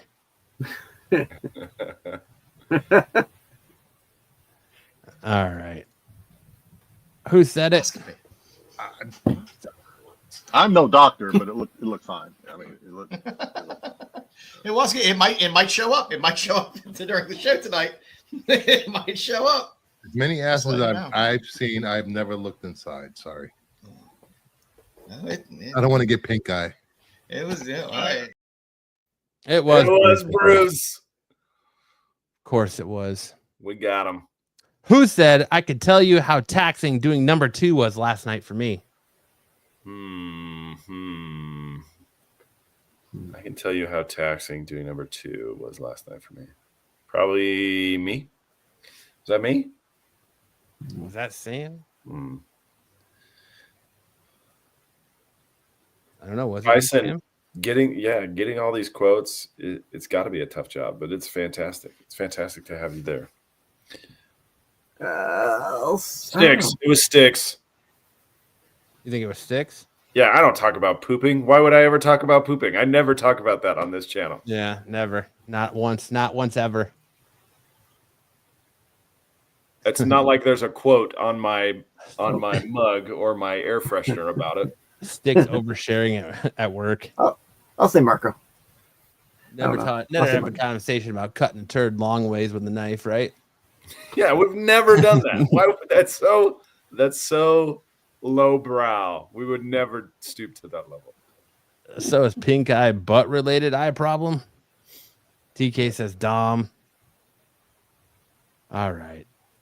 Who said I could tell you how taxing number 2 was last night for me? Saying doing number 4 was that it was like very hard for him to do it. So I can tell you How how many taxing doing number 2 was last night for me. But But I mean, how many years has it been since number? It was Joe. Joe, you rascal. It was Joe. Who said time tunnel is Styx's yearbook?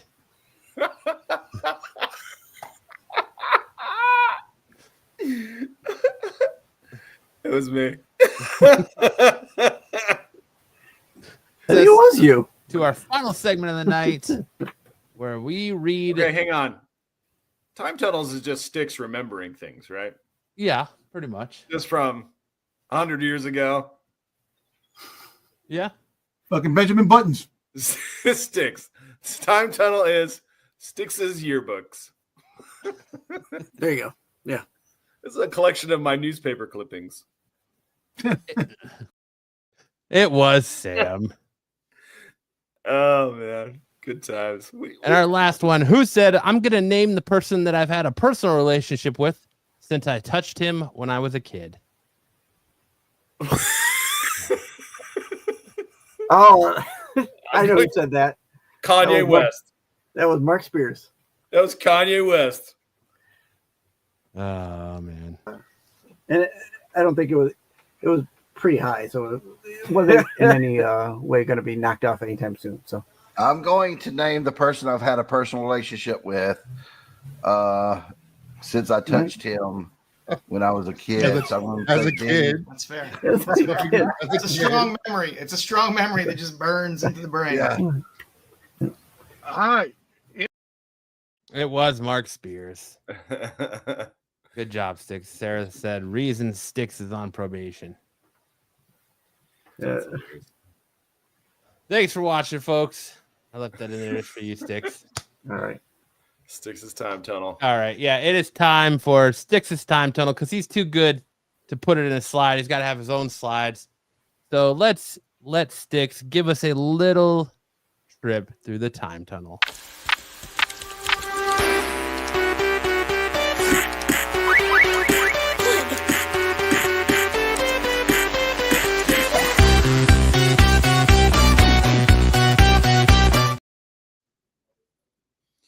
As we wait for Sticks' TARDIS to come into a landing because That's right. he's always behind us.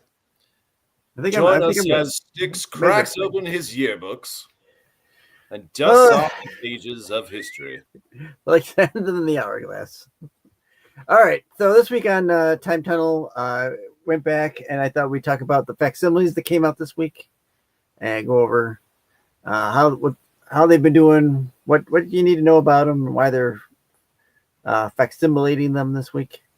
So we've got Uncanny X-Men 134 and Brave and the Bold Teen Titans number 60 for DC.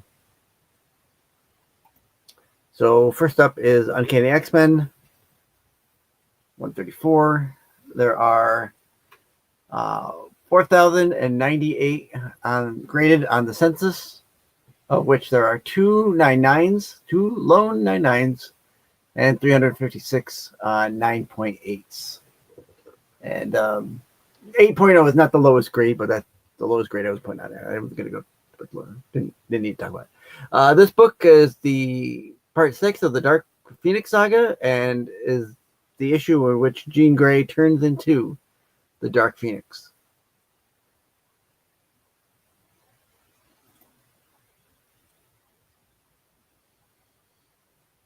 Recent sales on this book in 9/8, we had a book sell for $798 March 25th, $1,295 on March 13th, and $375 on January 26th. So it's taking a wild ride since January.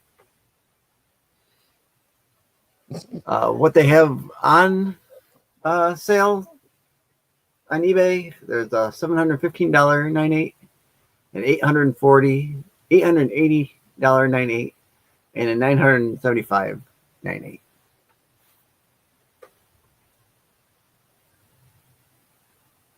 Nice. And the facsimile covers, I included the splash page, or a version of the splash page, so you knew what you were getting. This is kind of what you're getting in here. This is when Jean Grey turns into Dark Phoenix. So they got the this is the facsimile cover, and then the 125 for the Uncanny X-Men 134 this week from Marvel. And then next we got Brave and the Bold number 60, Teen Titans. There are 611 graded on the census. 9.6 is the highest. It looks like about like a 1.8 is the lowest. 1.96, 5.94s, and 9.92s. This is the first in this issue. You get the first use of the team name of Teen Titans, and the second team appearance.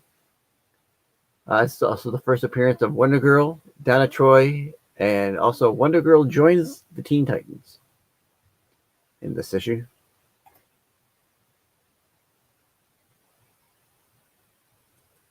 Historically, that 196 has sold. It sold way back in 2008 for $8,365. Well, that's way pre-COVID. So I don't know what it would go for now. It hadn't come up for sale since then. So 5.5 recently sold for $189, and this 3.5 sold for $110. Looked a little faded. I think probably a little lower than 3.5, but probably was a 3.5 when it got graded. Up for sale, there's a 7.0 for $199. There's a 6.5 for $525. There's an 8.0 for $1,265. And there's a 9.0 for sale for $2,594.95.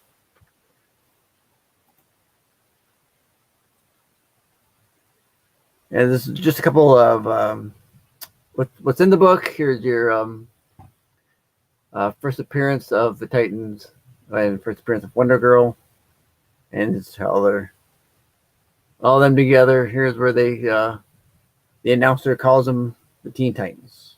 So that's what that book is. Hi, there for. kids. Hey there, kids. And as far as the facsimiles go, you're going to get the regular facsimile, you get the blank, and then there's a foil copy of that facsimile. We need a blank cover on the facsimile. There you go. That's it. I don't mind the facsimiles. I like when they come out. I don't think they have to do it for everything nowadays, but some things get priced out, so you might want to do a facsimile. But I don't think a couple of those aren't really priced out. You can still get those pretty fairly priced. You don't need a blank cover on facsimiles. There you go. There's your time tunnel for this week. Ooh, thank you, Sticks. Crowd goes wild for Sticks. Woo! Good job, Sticks. All right, and now it's that time of the show where we get people that say, I don't want to talk about dudes and look at hot chicks. I just want to talk about comics. To go about their way, enjoy the rest of Saturday night. It's time for Craigslist Misconnections.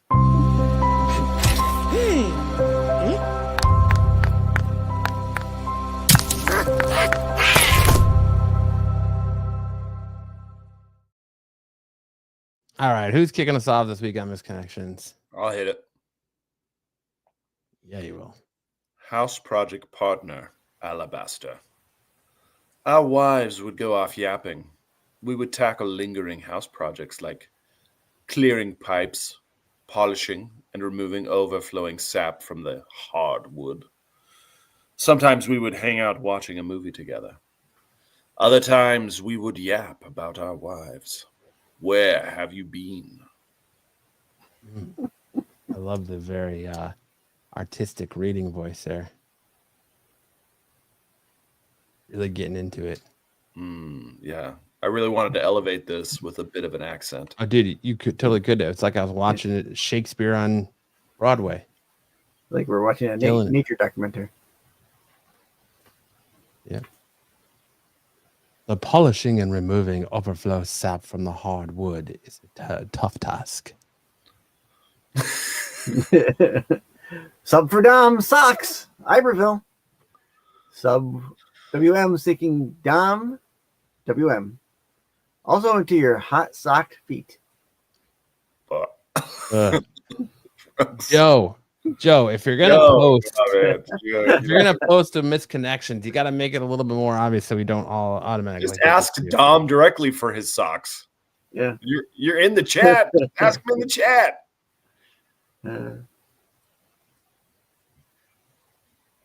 That's great. Home Depot help. Headed to Home Depot looking for help in the bathroom area. Under the stall help will be reciprocated. First, second stall are the best to help with. Dude, what? I don't think he's actually looking for bathroom help. No.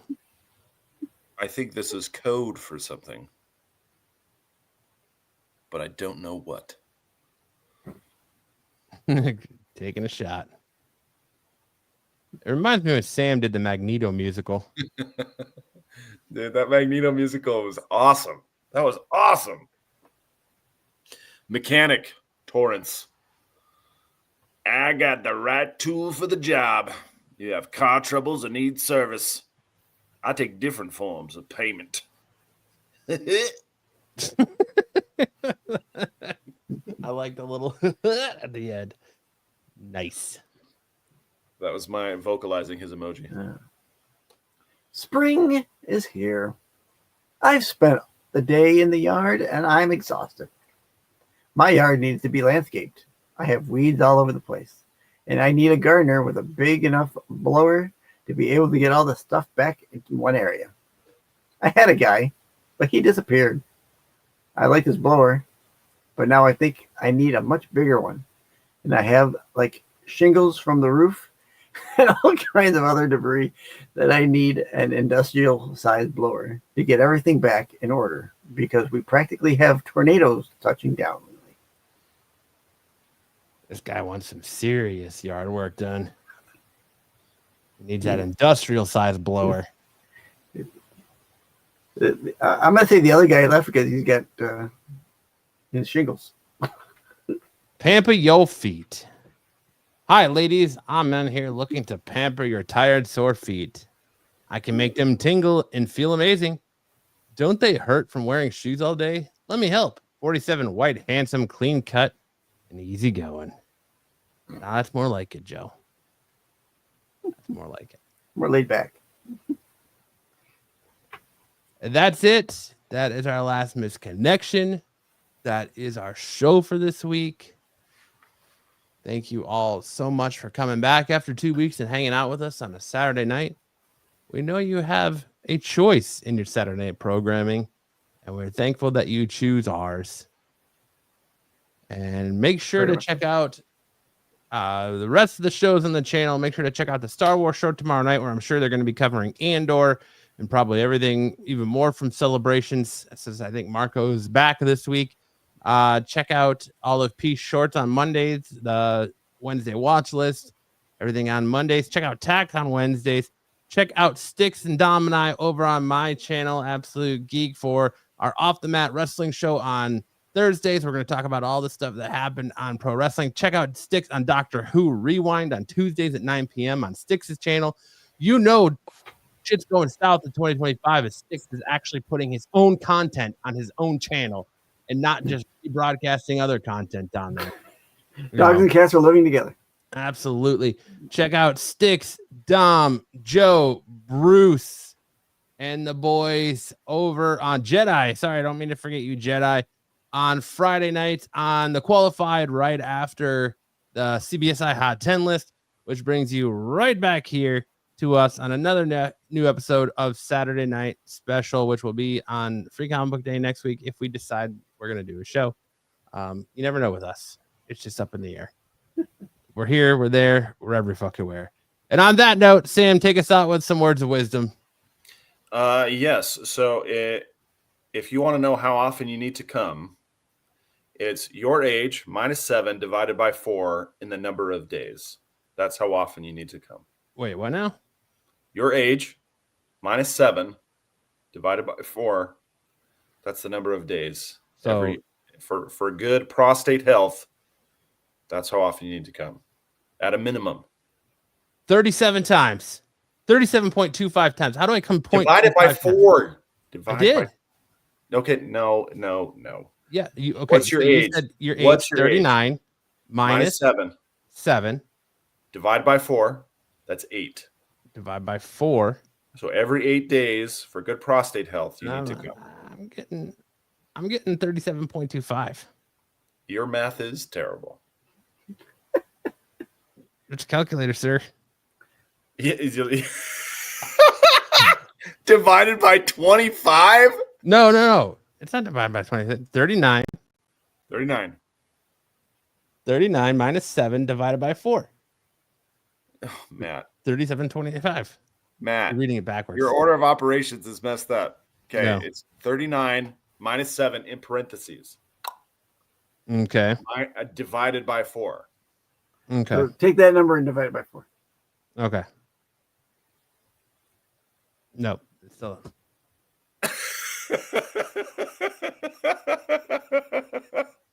Okay. No.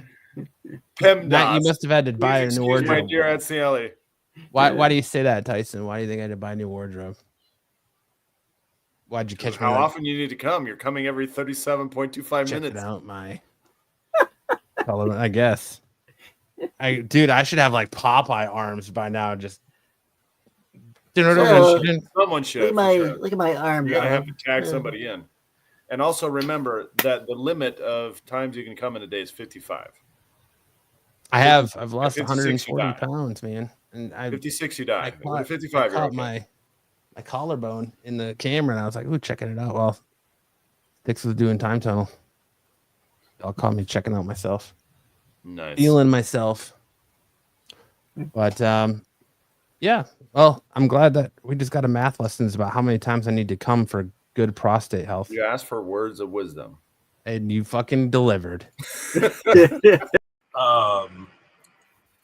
Either you've got me confused with somebody else, or this is a joke.